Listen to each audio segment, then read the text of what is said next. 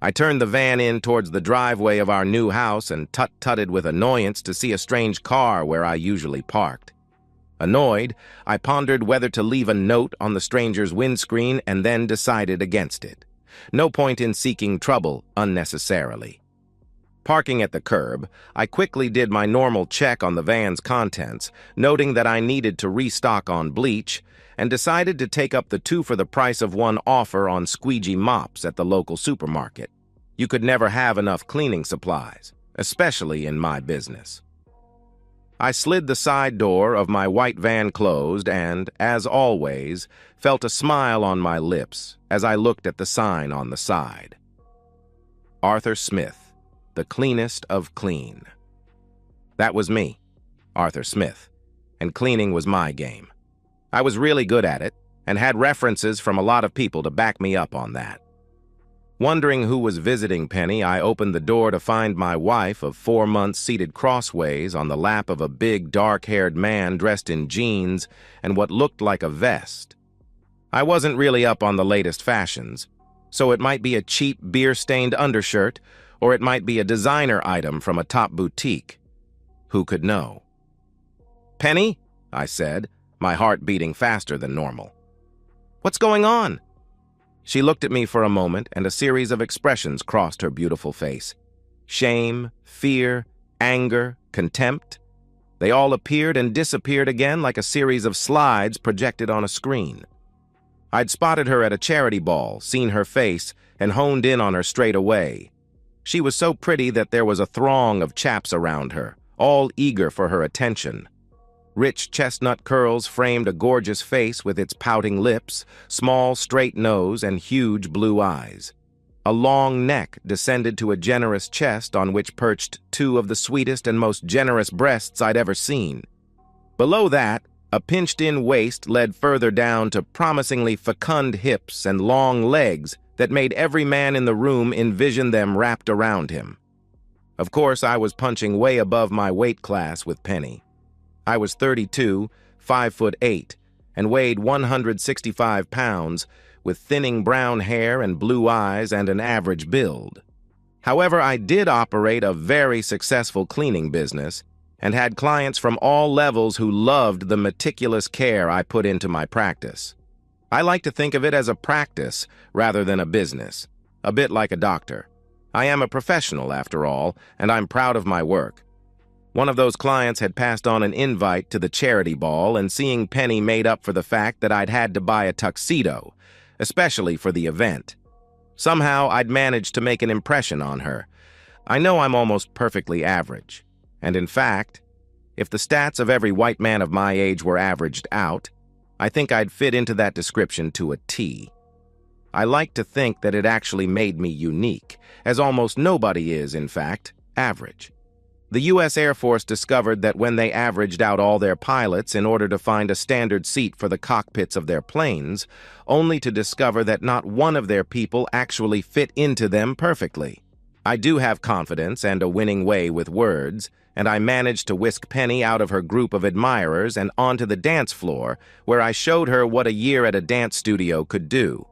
Before the night was over, I'd treated her to a meal at an above-average restaurant, forked out a subtle bribe to the guy at the door of a top club, and bedded her, to the satisfaction of both of us. Within a week, I'd been introduced to Mummy and Daddy, and managed to impress her father, at least with my bank balance and fleet of vans. His approval had put the seal on her acceptance of my proposal, and within a month we were married and living in my house in one of the leafy London suburbs. And now this. Some jerk sitting on my settee in my lounge with my wife ensconced on his lap. "Penny," I repeated, hearing the quiver in my voice. There were wine glasses at their feet and an empty bottle of a specific wine I'd been saving for a special occasion. The jerk sneered at me and reached around to cup one of her breasts while letting the other run idly over the rest of her body, a body that she had promised would be only mine. He squeezed the breast so hard she gasped. "Penny, what the hell is going on?" I asked. The jerk spoke, surprising me in the way he could string actual words together. I'd almost expected that he'd have to point at flashcards in order to communicate. What do you think is going on, you tosspot? Your name is Penny as well? I gasped. He looked confused. No, my name is Snake. But you don't hiss, I pointed out. Nah, he smiled. I got my name 'cause of my Johnson. So your real name is Dong? I asked, showing my confusion. You don't look Vietnamese. He gawped at me. Penny looked venomous. Ignore him, Cecil. He's just taking the piss. Ah, Cecil, that's your real name? Now I understand the need for a nickname. So why are you here, fondling my wife? I'm not fondling her. I don't do that type of shit. I'm about to be intimate with her because you can't manage to do the job. And I'm guessing it's not the first time you're going to enjoy her caresses, I asked.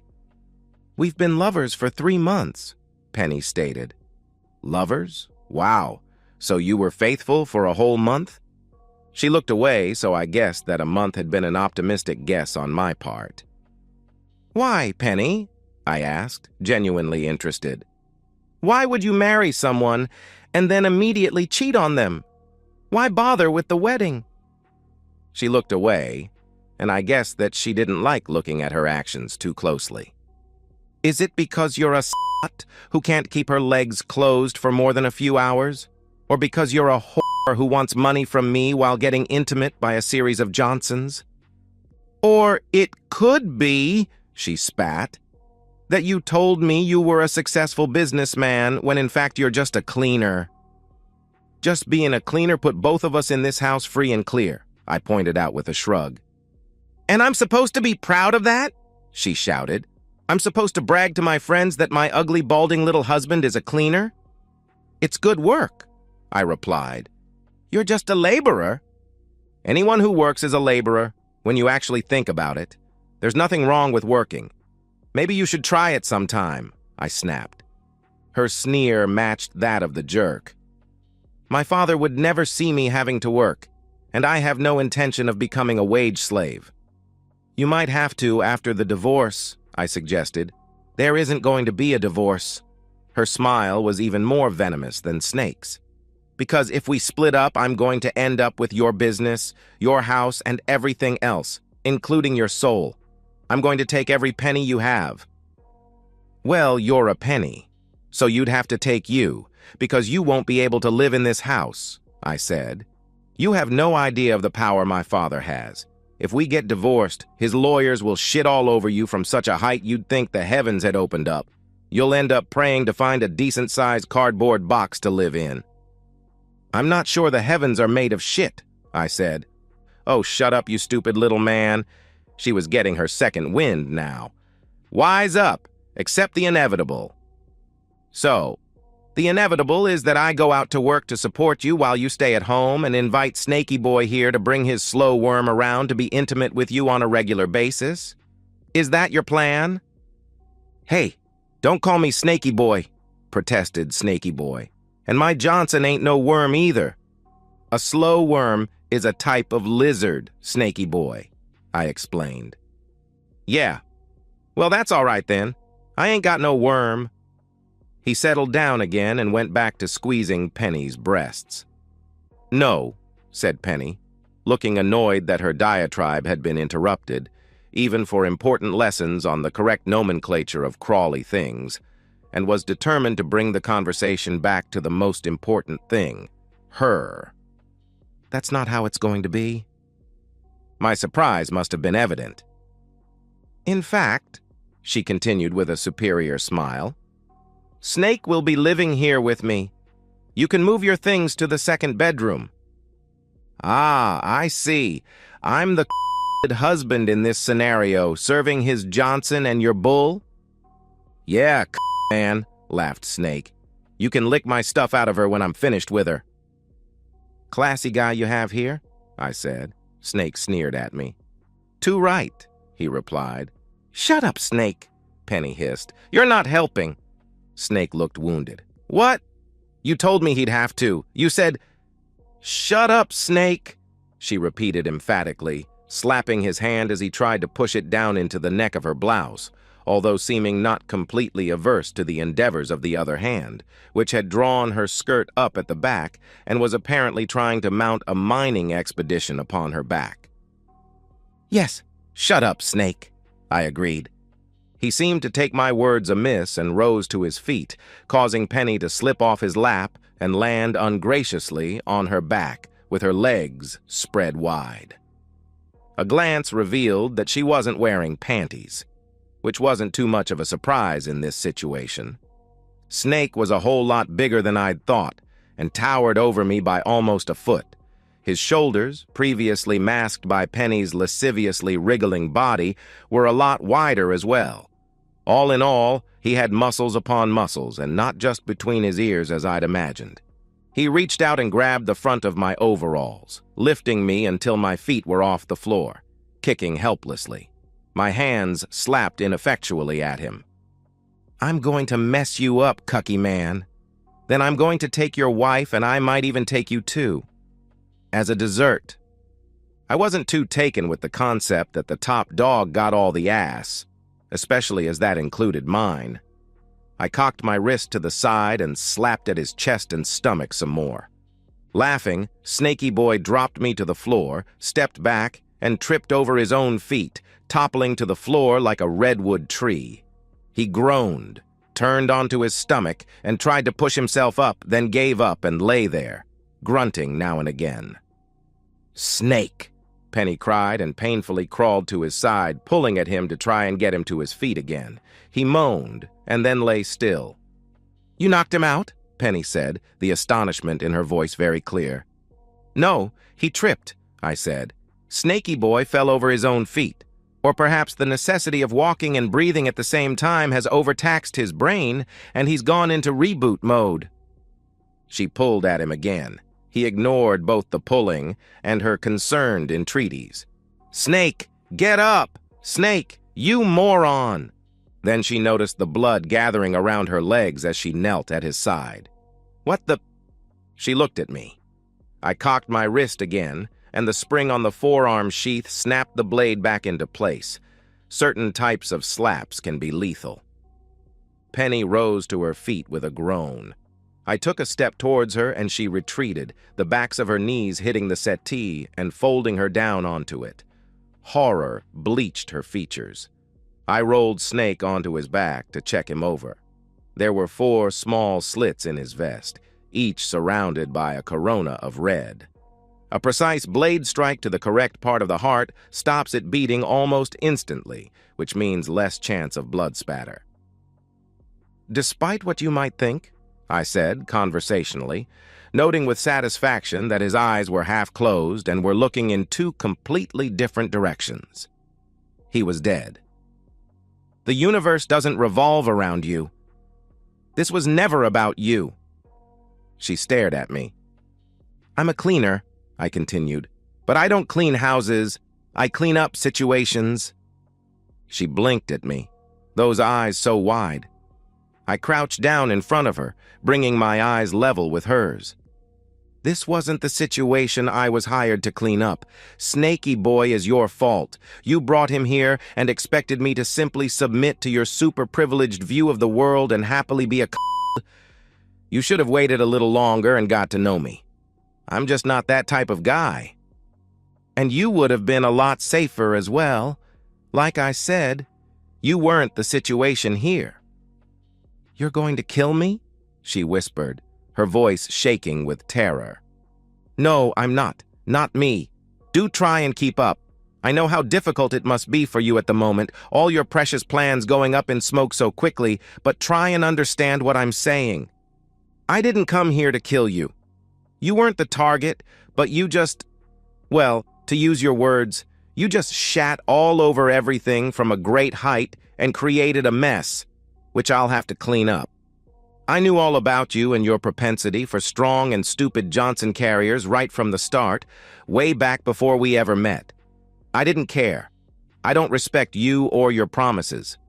I don't care what you swore to do when we married. I certainly don't love you, and by tomorrow our marriage will no longer officially exist." But, I don't understand," she wailed. I sighed. "Okay, Your good old daddy has been a very naughty boy. When he was content to run AK-47s, grenades, and ammunition to Africa and South America, that was one thing. When he decided that arranging to sell shoulder-mounted heat-seeking missiles to the Middle East would be a promising career move, he raised his head above the parapet and wouldn't listen to those who tried to warn him. The problem was that his paranoia rose at the same rate as his ambitions, which meant very competent bodyguards. Her eyes flicked down to Snake's cooling body. I laughed. God, no, not him. He's too stupid to ever be a bullet catcher, even by accident. It takes brains and skill to try and keep someone alive, and your father has a team of very competent bodyguards. All of this meant that the odds of a foreign power getting away with an assassination on British soil were prohibitively high. At the same time, Her Majesty definitely disapproves of doing away with her own citizens, especially the very rich and very powerful ones. It couldn't be official. So what to do? And that's where I come into the picture. I'm a private cleaner and I clean up situations. I needed to get close to your father and you were the entrance. But you use mops. You have a van. It has cleaning stuff inside it. She was in deep shock by this point, panting each breath through an open mouth. I know, I said. A fast car with machine guns behind the headlights isn't completely appropriate in the real world. I don't look like James Bond. I look like Mr. Average, which makes my job a lot easier. For the past 5 months, I've been working my way closer to Daddy, and today, I managed to complete the job. The plan was that I would then disappear and you could get your hands on my bank account, which would give you a lot of taxpayer money as silent recompense for your orphan status. But then you pulled this shit, today of all days, and decided to celebrate your new status as a thoroughly modern woman by sharing a very expensive bottle of wine, which I very specifically told you not to touch, with a caveman who wouldn't know a fantastic Liber Pater from a bottle of 7-Up. I imagine your joints are aching a bit at the moment, and breathing might be getting a little difficult. Is that right? A headache starting up? She nodded, and tears flowed over her beautiful cheeks. That'll be the poison. You really shouldn't have tasted the wine. If it's any consolation, I really am sorry it came to this. But I have to get to work now, so you lean back and rest, and it'll soon be over. There won't be any pain. I patted her hand. I didn't dislike her. She was an overprivileged ass with some weird ideas of what a marriage actually meant, which offended me to some degree. But I couldn't hate her. She mumbled something and I drew close to try and hear. Sorry, she said. I felt an unexpected deep pang of sympathy and sat next to her, took her in my arms, and held her for a long time until her breathing finally slowed and stopped. With a sigh, I texted on my phone. Done. There was no reply. I didn't need one. A very adequate addition to my bank account was all the reply I hoped for. I made a call. Hi, honey. The contract's finished and I should be home by tomorrow. A drawling voice that seemed to epitomize the infamous Southern belle of magnolias, mint juleps, and half the Civil War movies of Hollywood sounded in my ear. Good to hear, honey. I don't want you taking any more of these long assignments, you hear me, James Kirby? The baby's about due, and as my husband, your place is at my side. I can't wait to get there, Mrs. Kirby. I've missed you so badly. Hug the kids for me, all right? And all my love to you. Sometimes when a young Englishman civil servant of a sort takes a trip and gets lost in the southern states of the USA, he might meet a woman who puts the heat of the South into his heart and soul. And he marries her. And when she understands his work and is fine with him doing it, it's even better. I pictured her in my mind, then sighed and went out to the van, going over all the disposal work I was going to have to do, starting with carrying all those gallon bottles of acid up to fill the bath. A cleaner's work is never done. And so, we've reached the end of today's story. Was it what you expected, or did it take a twist you didn't see coming? I'm curious to hear your thoughts. Share them in the comments below, and let's get a conversation going. If this story kept you hooked, make sure to hit that like button. And if you're new here or just haven't subscribed yet, now's the perfect time to join our community. I bring you fresh, captivating stories every day, so click that subscribe button and turn on notifications so you never miss out. Thanks for watching, and I'll see you in the next one.